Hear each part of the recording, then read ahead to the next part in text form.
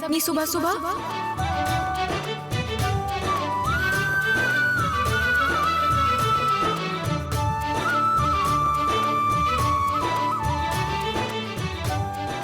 रानी माँ की पालकी भी सजाई जा रही है। अजीब बात है, कहाँ जा रहे हैं सब लोग? कल तो ऐसा कुछ नहीं सुना था मैंने।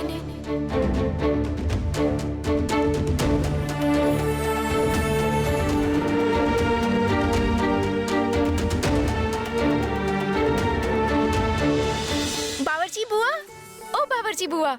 पारुल, क्या हुआ है? देखो ना, चारों तरफ देख रही हो, सब सामान बांधने में व्यस्त हैं। ये सब जा कहाँ रहे हैं? हाँ, ये क्या, कुछ भी नहीं पता तुझे? नहीं तो।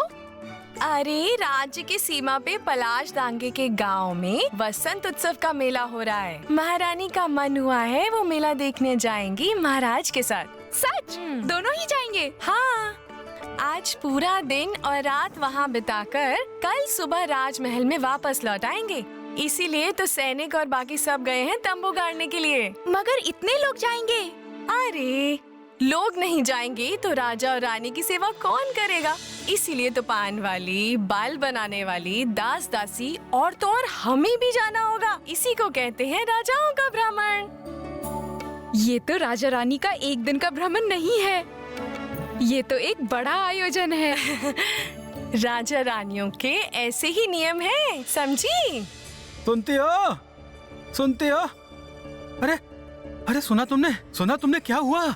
कल रात को जो गुप्त काल कोठरी में 100 सैनिक तब्दील किए गए थे, वो भी चले गए मेले में। ये क्या? ये कैसी गजब की बात है? तब तो काल कोठरी में कोई पहरा ही नहीं होगा। आज मुझे अपनी माँ से मिलना ही होगा। सुनो, तुम लोग सामान बांध लो, मैं काका और बड़ी माँ से मिलकर आती हूँ, ठीक है? रानी महारानियों पे विश्वास नहीं होता। पता नहीं कब कैसे उनका मन बदल जाए। काका सुनो ना, जल्दी से महारानी के लिए एक साड़ी बुनकर दो ना। क्या? पीले रंग की रेशमी साड़ी। पीले रंग की रेशमी साड़ी? पीले रंग की रेशमी साड़ी महारानी ने मंगवाया है क्या? नहीं, महारानी ने कुछ नहीं कहा, मेरा मन हुआ इसलिए मैंने बोला। ओह, आज वसंत उत्सव के मेले में रानी माँ जाएंगी, इसलिए पीले रंग की रेशमी साड़ी मिल जाए तो वो खुश हो जाएंगी। ओह, तो तुझे ऐसा लगा? है? चलो अच्छा ही है, रानी माँ ने इस बार हमें कुछ भी नहीं कहा। हाँ, मैं तो सच में डर गया था। क्यों? इसमें डरने की क्या बात है? लो सुनो, डरने की बात नहीं है। अरे बेटी, ऐसी साड़ी क्या अचानक बुनी जा सकती है? धागा चाहिए और फिर बुनने में भी तो समय लगता है ना? है? फिर अब क्या होगा? मुझे तो लगा रानी माँ को साड़ी मिल जाएगी तो वो खुश हो जाएंगी और उनके मेले में जाने की इच्छा भी बढ़ जाएगी। लेकिन काका तो कह रहे हैं वो नहीं बुन पाएंगे।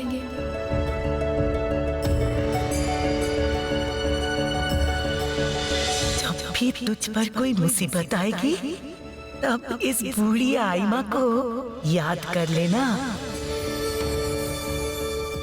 आइमा ने जो बक्सा दिया था उसमें और क्या क्या साड़ियाँ हैं वो तो देखी ही नहीं। हो सकता है उस बक्से में ही हो ऐसी कोई साड़ी। देखती हूँ। असल में तेरी सोच बड़ी अच्छी है रे बिटिया, और रानी माँ भी बहुत खुश हो जाएंगी। लेकिन कैसे कर सकते हैं? लग रहा है एक बंदोबस्त हो जाएगा। बंदोबस्त?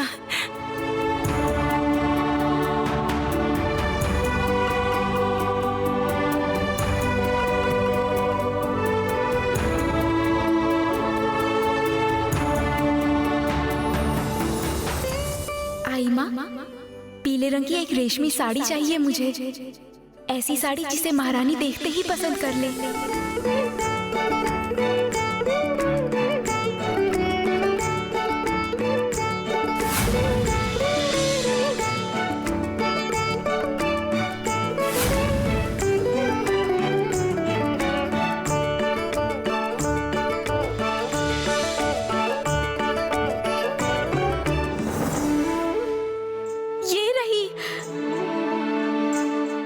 ये रही पीले रंग की रेशमी साड़ी।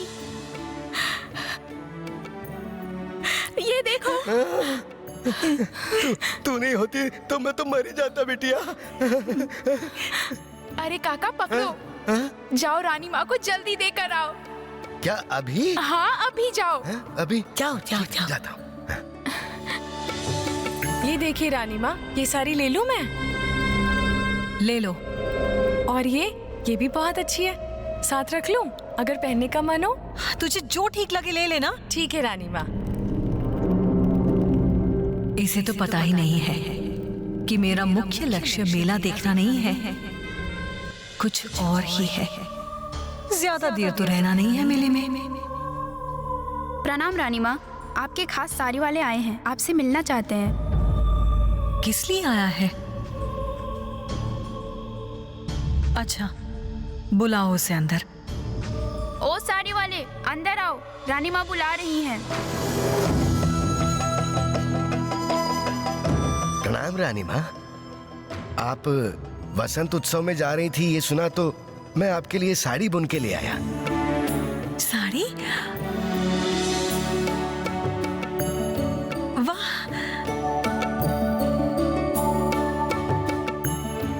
वाह, बहुत बढ़िया भाई, वाह। सही इंसान को मैंने अपना खास साड़ी वाला बनाया है। अगर आपको पसंद आई है तो मेरे लिए भी खुशी की बात है। बहुत पसंद आई मुझे, बहुत। मगर इतनी सुंदर रंग की साड़ी के साथ चंपा के फूल होते तो अच्छा होता। जाओ, मेरे लिए चंपा के फूल के गहने बनाकर लाओ। पारुल को बोलता हूँ, वो जरूर कोई न कोई बंदोबस्त कर देगी। जी जी, प्रणाम रानी माँ, मैं चलता हूँ। प्रणाम।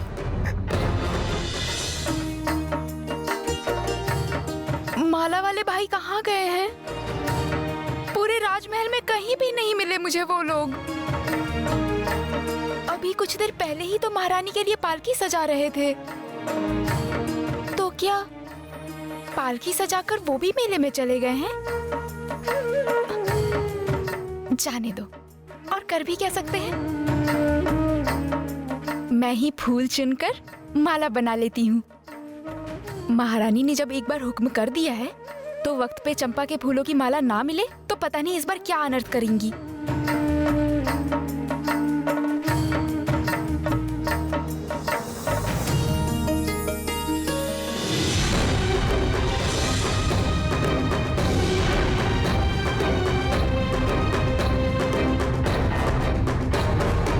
ये लो तुम्हारी चादर।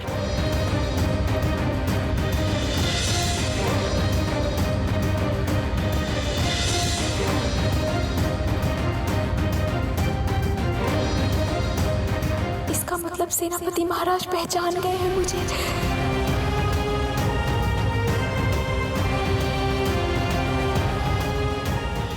लो पकड़ो, मुझे पता है ये तुम्हारा ही है। सेनापति महाराज मुझे पहचानने के बावजूद मुझे बिना पकड़े ये चादर वापस देने क्यों आए हैं? क्या चाहते हैं वो?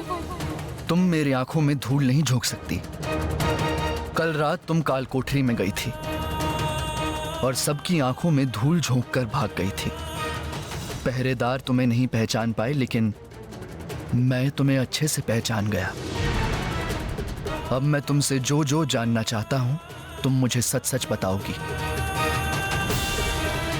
सच सच बोलो, तुम कौन हो? क्या है तुम्हारी पहचान? चुप मत रहो, जवाब दो। बोलो तुम कौन हो? यहां सब जानते हैं तुम साड़ी वाली की बेटी हो, लेकिन वो तुम्हारी असल पहचान नहीं है। मैं तुम्हारी असल पहचान जानना चाहता हूं।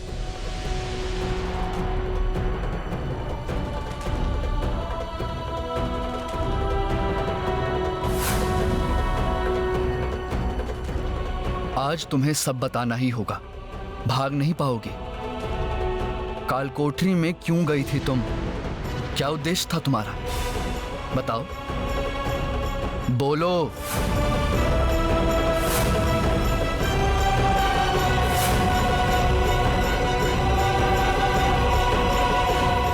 कल रात तुमने जिस तरह से कारागार में प्रवेश किया था, यह काम कोई साधारण कन्या नहीं कर सकती।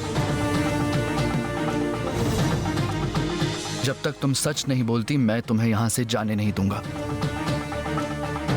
जवाब दो, सच सच बोलो, तुम कौन हो?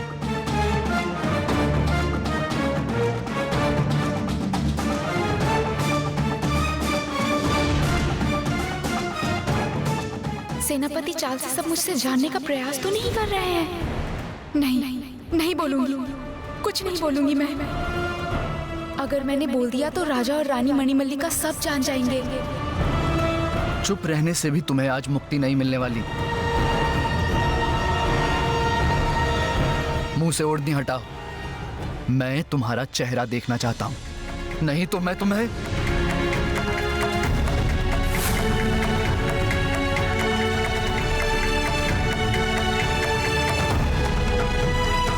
सेनापति महाराज, महाराज ने आपको जल्दी बुलाया है और कहा है कि आप अभी के अभी आए। तुम जाओ, मैं अभी आता हूं। आज मेरे प्रश्न का जवाब नहीं मिला तो कोई बात नहीं, लेकिन आशा करता हूं बहुत जल्द हमारी मुलाकात फिर से होगी।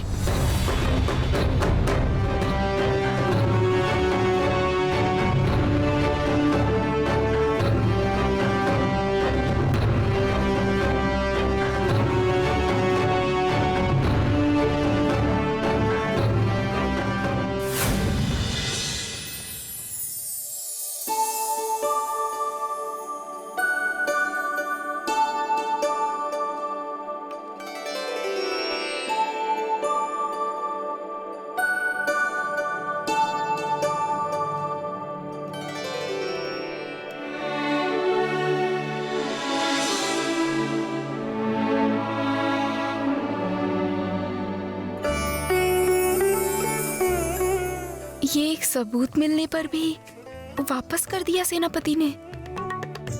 आश्चर्य की बात है। अब कुछ भी आश्चर्य की बात नहीं है सुरेंद्र। जब तक इस राजमहल में हमारे दुश्मन हैं, तब तक मुझे नींद नहीं आएगी। हमें भी नहीं आएगी। जितनी जल्दी हो सके हमें अपने दुश्मन को ढूंढना ही होगा, उसे खत्म करना होगा। और इसीलिए हमें ये सब करना ही होगा। कुछ ही सैनिक रहेंगे प्रवेश द्वार पर और बाकी सब जाएंगे हमारे साथ। ठीक है, तुम जैसा कह रही हो वैसा ही होगा।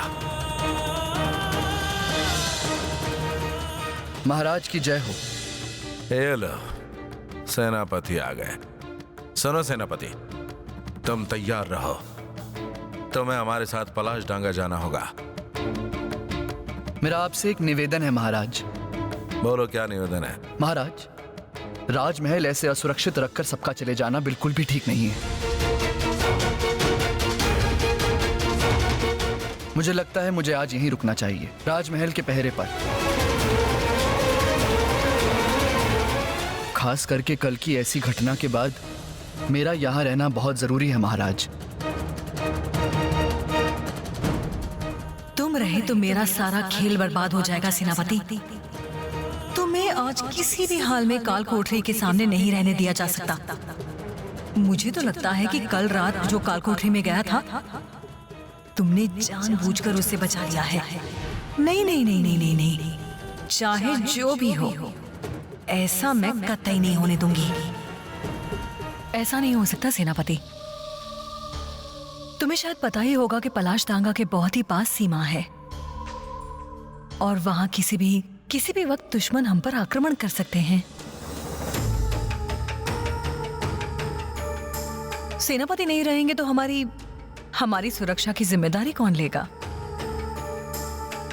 मणिमल्लिका बिल्कुल ठीक कह रही हैं। हम महारानी का समर्थन करते हैं। तुम एक काम करो, तुम जल्दी तैयार हो जाओ, तुम्हें हमारे साथ आना होगा। जो आज्ञा महाराज, मैं अभी तैयार होकर आपके सामने आता हूं। अब तुम निश्चिंत हो ना मणिमल्लिका? तुम्हारे कहने के मुताबिक हमारा संपूर्ण राजमहल बिना पहरे के ही होगा और हमारा दुश्मन धीरे धीरे आकर गुप्त काल कोठरी की तरफ जाएगा और तुम्हारे बिछाए जाल में फंस जाएगा और उसी वक्त होगा उसका विनाश। राजा महेंद्र की जय जय जय।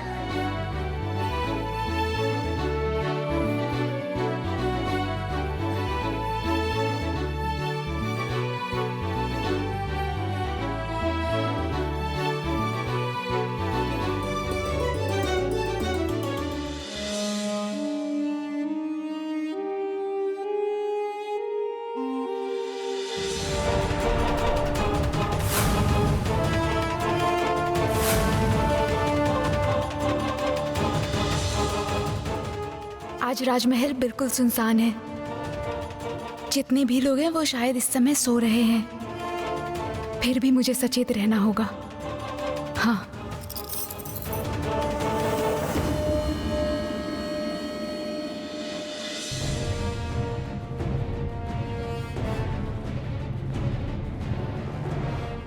सीमा के पास होने के बावजूद ये पलास डंगा बहुत ही शांत गांव है। कभी भी कोई मुसीबत नहीं हुई इस गांव में। फिर भी महल के सारे सैनिक और पहरेदारों को लेकर महाराज और महारानी यहां आ गए। ऐसा क्यों किया अचानक?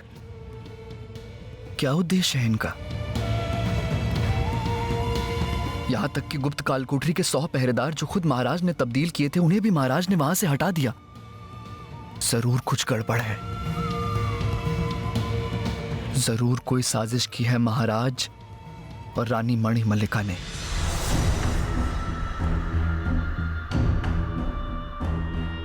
मुझसे अब और रहा नहीं जा रहा।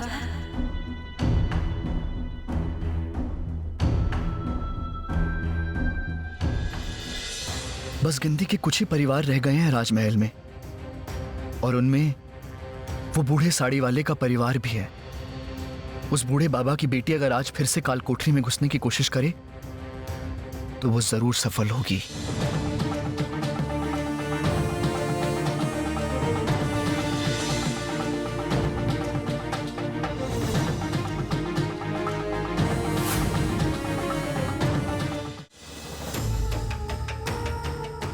इतनी देर में तो मेरे दुश्मन ने मेरे बिछाए जाल पर पैर रख ही दिया होगा।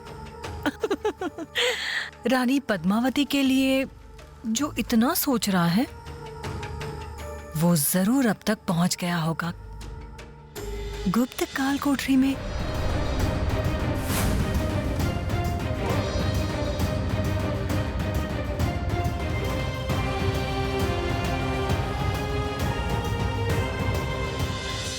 मैं मन की आंखों से स्पष्ट देख पा रही हूं कि वो 7 भयानक मांस खाने वाले कुत्ते हमारे दुश्मन पर झपट कर आक्रमण कर रहे हैं।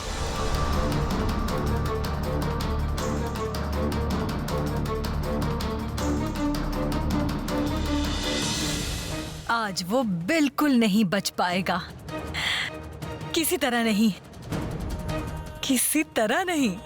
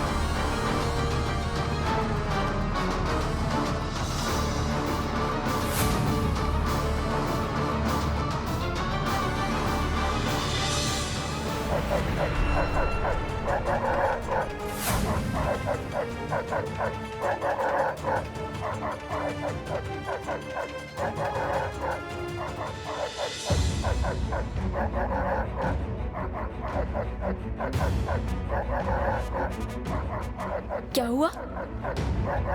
ये कुत्ते इतना भौंक क्यों रहे हैं? किस पे इतना क्रोधित हो गए हैं वो?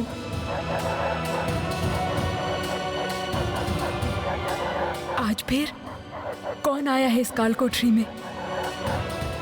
मेरे पास कौन आ सकता है? सेनापति राघव? लेकिन उनसे तो मेरी कल ही बात हुई थी। आज फिर वो है या कोई और? जो भी हो, ये कुत्ते तो उन्हें जान से मार देंगे। चिल्ला चिल्ला के बार बार यही तो कह रहे हैं ये कुत्ते।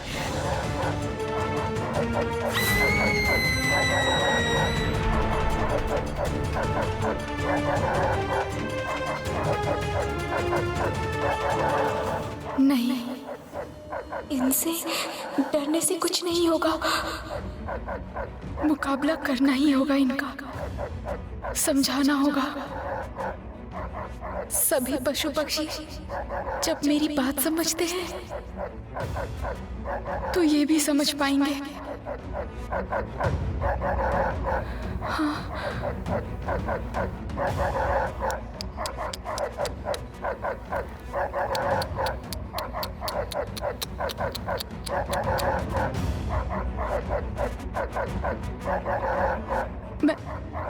मैं तुम लोगों की दोस्त हूँ।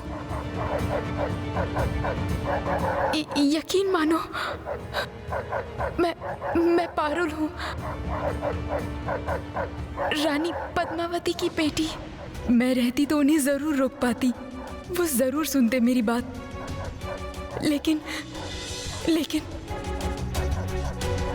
लेकिन किसी को देख भी तो नहीं पा रही हूँ यहाँ से। राघव हो या जो भी हो, मुसीबत में है। आज उसे कोई नहीं बचा पाएगा। मैं भी कुछ नहीं कर सकती।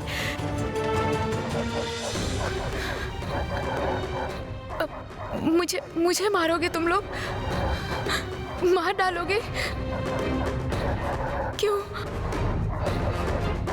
क्या बिगाड़ा है मैंने तुम लोगों का?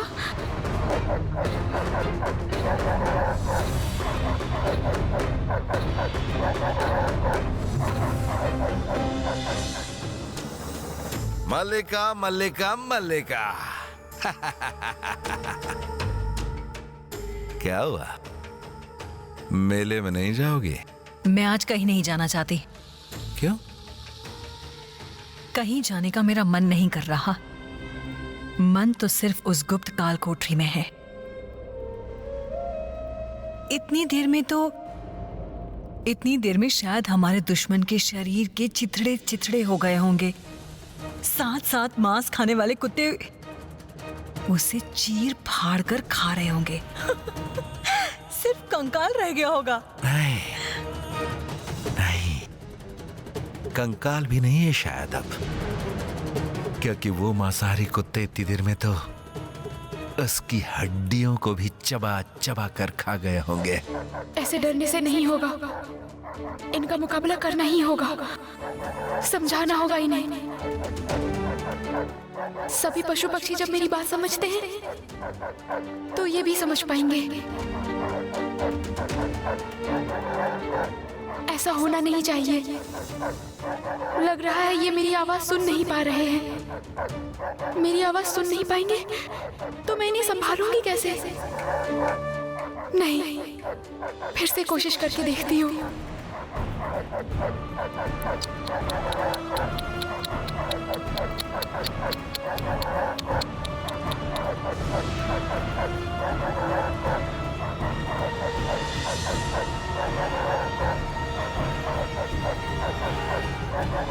इस कुत्ते के कान में ये क्या है?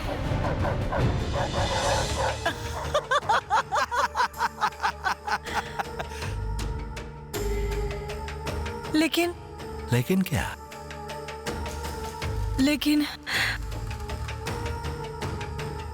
लेकिन मेरा मन तो मान ही नहीं रहा। जब तक ये खबर मैं खुद अपने कानों से नहीं सुन लेती, मेरे मन को शांति नहीं मिलेगी। तुमने सही चाल चली है मल्लिका, तुमने सही चाल चली है, और ये चाल किसी भी तरह व्यर्थ नहीं होगी। तुम्हारी अकल की तारीफ किए बिना हम रह भी नहीं पा रहे हैं मल्लिका। इतनी आसानी से शत्रु का विनाश किया जा सकता है, ये तो हम कभी सोच भी नहीं सकते थे, कभी नहीं।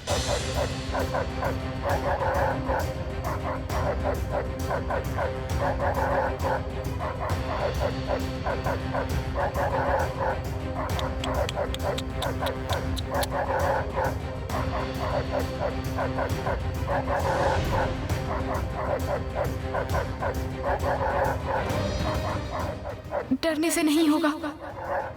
इनके कानों में ऐसा कुछ है जिस वजह से ये मेरी आवाज नहीं सुन पा रहे हैं। कानों से वो निकालना ही होगा।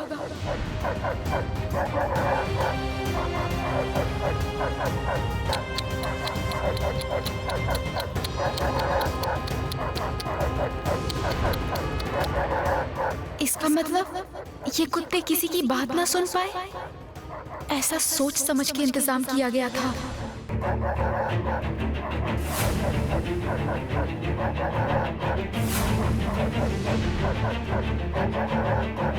अब सुन पा रहे हो मेरी आवाज?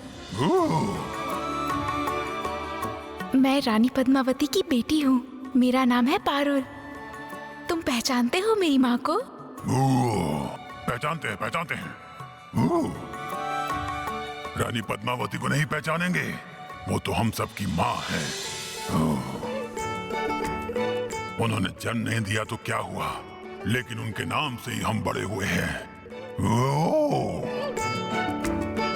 इसका मतलब मेरे 7 भाइयों के बदले इन कुत्तों को ही रखा था उन लोगों ने मेरी माँ के पास। राजा रानी ने इतनी कठोरता से इनको बड़ा किया है, लेकिन फिर भी तो ये मेरे भाई ही हैं। तब तो तुम लोग भी मेरे भाई ही हो। अब मुझे मेरी माँ के पास जाने दो। कितनी दुखी होंगी ना मेरी माँ। मेरी माँ को मुझे यहाँ से निकालना है। तू जा, माँ से मिल के आ। हम तेरे 7 भाई यहाँ पर पहरा देंगे, किसी को घुसने नहीं देंगे हम।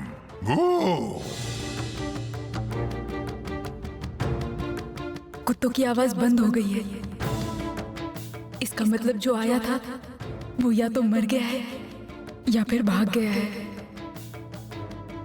अब कोई नहीं आएगा मेरे पास, कोई नहीं आएगा।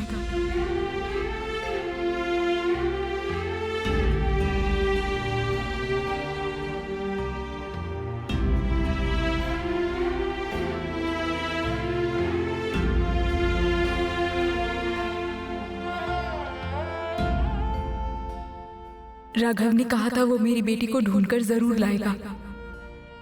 तो क्या वो मेरी बेटी की ही कोई खबर लेकर आया था? अब क्या मेरी बेटी के बारे में जानने का कोई रास्ता नहीं रहा?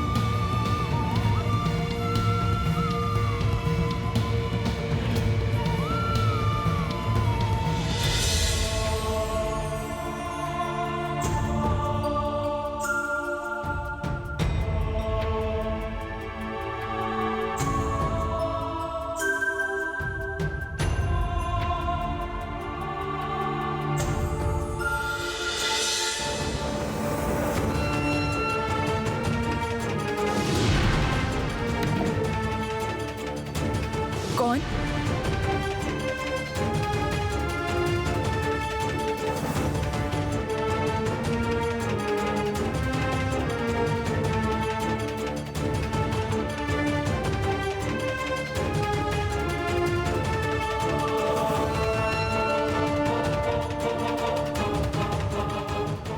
बिल्कुल वही चेहरा, जो चेहरा मैं बार बार सपनों में देखती थी, जो चेहरा मैं बार बार कागजों में बिना रंगों के बनाती थी, वही चेहरा।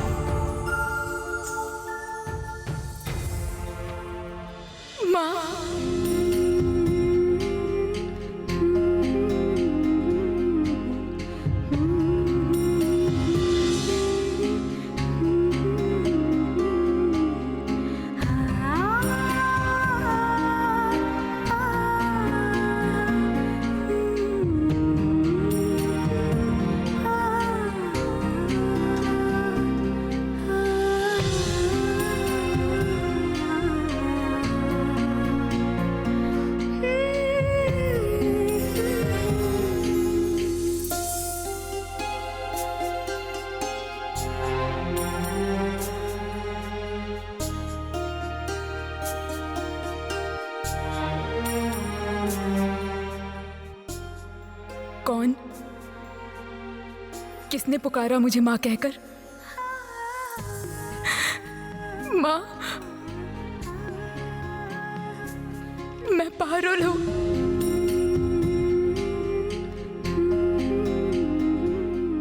कौन हो तुम? क्यों मुझे माँ कहकर पुकार रही हो?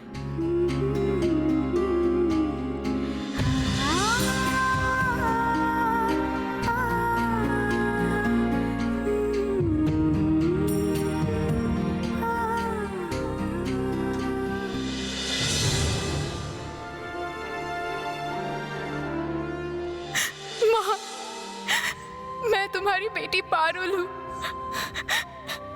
जिसे बचाने के लिए रात के अंधेरे में उसे गोदी में उठा के चल पड़ी थी गायत्री दासी। मैं वही बेटी हूँ माँ।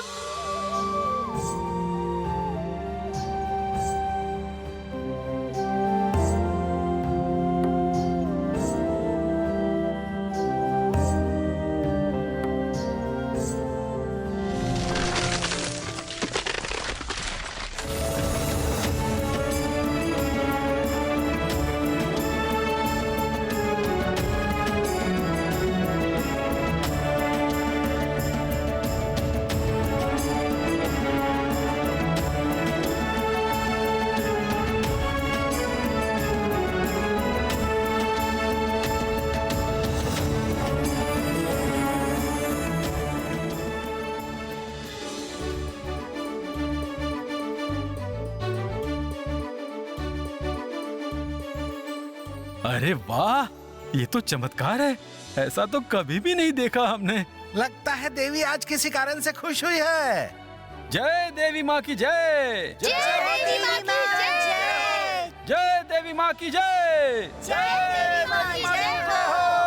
क्या हुआ? देवी माँ की जय हो। बाहर इतना शोर क्यों है? जय देवी माँ जय हो। हमें जाकर देखना चाहिए। चलो सुरेंद्र। चलो। जय देवी माँ जय हो।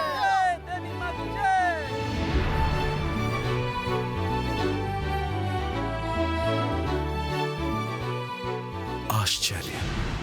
आसमान से ऐसे फूलों की बारिश क्यों हो रही है? ये किस बात का इशारा है?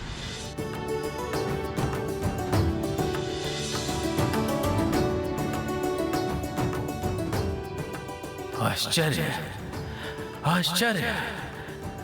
शुभ दिन आ रहे हैं।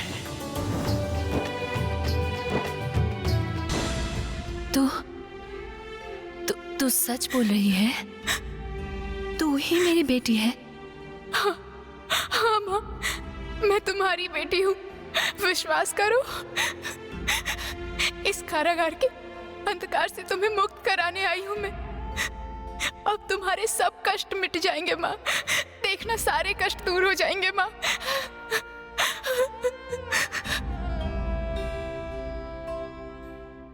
क्या ये सच में मेरी बेटी है या कोई और? रानी मणिमल्लिका की ये कोई नई चाल तो नहीं?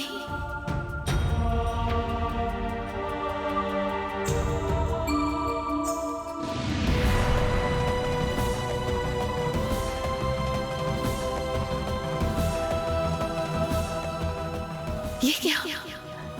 ऐसा जन्म का निशान तो मेरे गर्दन पर भी है, इसी जगह। ये तो मेरी ही बेटी है। बेकार ही में शक कर रही थी मैं। ये तो मेरी बेटी है, मेरी बेटी।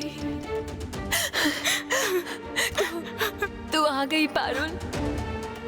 मैं तेरी ही प्रतीक्षा में दिन गुजार रही थी। अब मेरे सारे दुख अब दूर हो जाएंगे, सारे दुख अब चले जाएंगे। मेरी बेटी वापस आ गई, मैंने तुम्हें पहचान लिया। मेरी बेटी वापस आ गई मेरे पास, मैंने पहचान लिया। मत रो माँ, मत रो।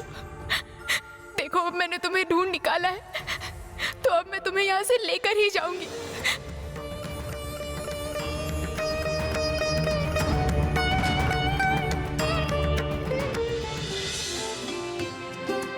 प्रकृति फूलों की बारिश करके खुशी का संदेश लाई है। तो क्या पारुल अपनी मां से मिल चुकी है? हाँ, शायद वही हुआ है। हाँ वही, मां और बेटी का मिलन हुआ है, इसलिए प्रकृति आज खुश है। शुभ दिन आ रहे हैं। हम कहीं नहीं जा पाएंगे। कहाँ जाऊंगी मैं? तुम्हारे पिता ने ही मुझे यहाँ बंदी किया है और यहाँ मुझे इस काल कोठरी में रखा हुआ है। जब तक वो मुझे निर्दोष न समझ ले, तब तक कहीं जाके भी शांति नहीं मिलेगी। मेरे पिता ने आपको ये सजा नहीं दी है माँ। मेरे पिता की तरह दिखने वाले जिस आदमी ने आपको सजा दी है, वो मेरे पिता नहीं है। क्या कह रही है तू? हाँ माँ, मैं सच बोल रही हूँ। सिंहासन पर जो राजा बन के बैठा है, जो मेरे पिता महेंद्र के नाम से ये सूर्यनगर पर राज कर रहा है, वो मेरे पिता नहीं है। वो मेरे पिता के जुड़वा भाई सुरेंद्र है।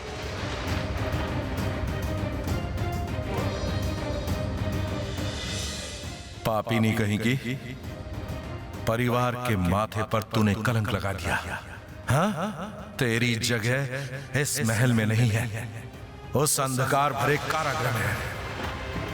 ये बात मैंने पहले भी बहुत बार सोची है। राजा महेंद्र इतना कभी नहीं बदल सकते। महाराज अपनी पद्मावती पे इतना अविश्वास नहीं कर सकते। ऐसा शक मुझे पहले भी कई बार हुआ था। आज तुम्हारी बातों से मेरा शक यकीन में बदल गया है। प्रजा को लगता है कि राजा महेंद्र बदल गए हैं, लेकिन मुझे पता है सच्चाई क्या है। ऐसे राजा जो प्रजा को चाहते हैं, रातों रात बदल जाए, ऐसा कभी हो ही नहीं सकता। साधारण मनुष्यों के साथ, राजमहल के कर्मचारियों के साथ इतना अत्याचार वो कभी नहीं कर सकते। मेरे पिता ऐसे राजा नहीं है। लेकिन तेरे पिता अभी कहाँ है? बोलना, कहाँ है पारुल? बोलना, कहाँ है पारुल? मुझे नहीं पता माँ, नहीं पता। लेकिन तुम देखना, मैं उन्हें जरूर ढूंढ निकालूंगी माँ। मैं जरूर ढूंढ निकालूंगी।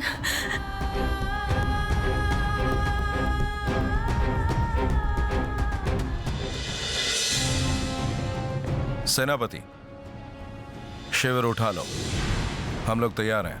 जो आ गया महाराज।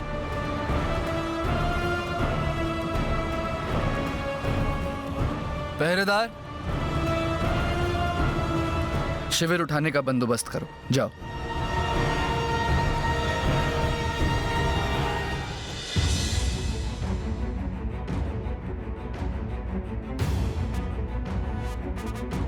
अभी तो मेले में आए थे महाराज और महारानी, और कुछ देखे बिना ही चले गए, और अभी रातों रात वापस लौट रहे हैं। तो सबको लेके यहाँ आए ही क्यों?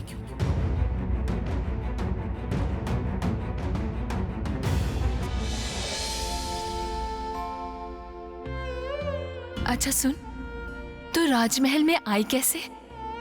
बहुत लंबी कहानी है माँ। एक बूढ़े काका और उनकी बीवी के साथ आई थी मैं यहाँ पर। यहाँ पर सब सोचते हैं कि मैं साड़ी वाले की ही बेटी हूँ। और गायत्री दासी, वो कहाँ रहती है?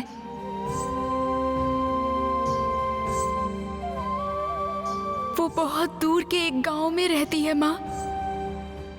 शायद अभी वो मेरी सुरक्षा के लिए भगवान से प्रार्थना कर रही हैं। उन्हें मैंने वचन दिया था माँ कि आपको कारागार से मुक्त कराऊंगी और अपने पिता और अपने 7 भाइयों को खोज निकालूंगी। क्या तुम ढूंढ पाओगी अपने 7 भाइयों को? तू कैसे ढूंढ पाएगी पारुल? माँ मैं तुम्हें छूकर कसम खाती हूँ। वैसे तो मुझे नहीं पता कि मेरे 7 भाई अभी कहाँ हैं, लेकिन मुझे पूरा विश्वास है माँ कि वो अब भी जिंदा है। ऐसा ही हो, ऐसा ही हो। तेरा विश्वास सच हो जाए। होगा माँ, तुम देख लेना। वो लोग जरूर जिंदा हैं और वो जहां भी हो, मैं उनकी एकमात्र बहन पारुल, मैं उन सबको तुम्हारे पास जरूर वापस लाऊंगी माँ। ये मेरा वादा है आपसे।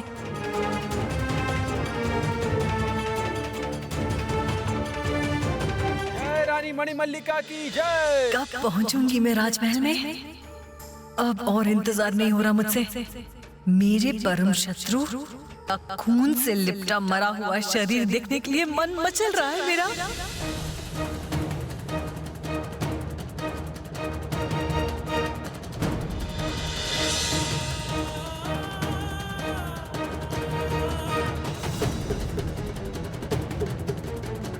सेनापति, यात्रा शुरू करो। सुबह होने तक हमें किसी भी तरह सूर्यनगर पहुंचना ही होगा। जैसी आज्ञा महाराज। सब आगे बढ़ो, सुबह होने तक हमें महल पहुंचना है।